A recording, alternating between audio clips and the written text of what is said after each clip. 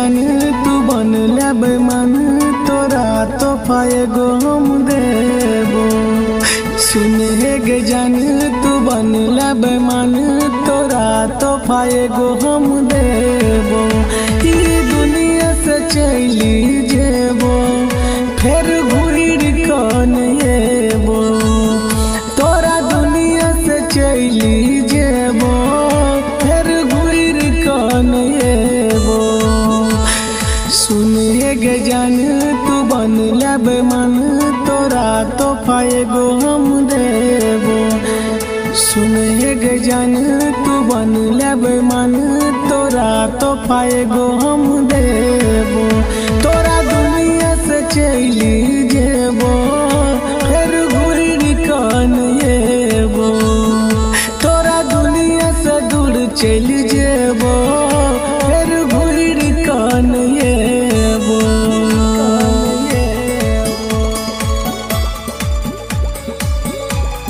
Saraswati recording studio Vidisha.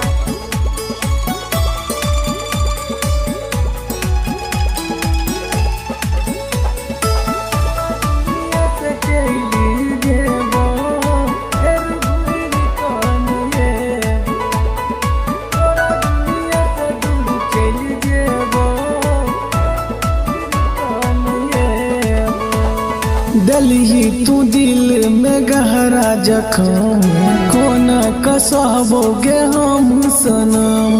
तोरा चाहलियोगे जानो सजदा, बदल लेला तबो अपन इरादा। चलते हम अपन नौस के कट लेबो। ई दुनिया से चली जेबो, फिर घूर कौन एबो। तोरा दुनिया से दूर चल जेबो, फिर घूर कौन एबो।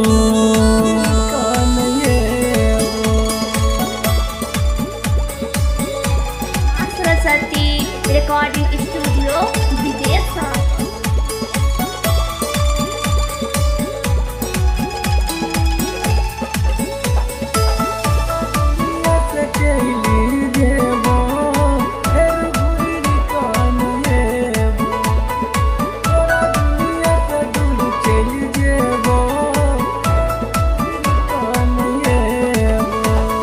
राजू राजा का गेला मायरी कलात, दिलवा लगा के तू कर देला घात।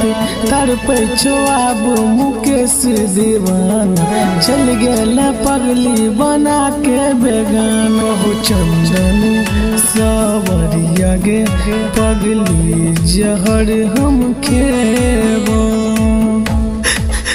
ई दुनिया से दूर चली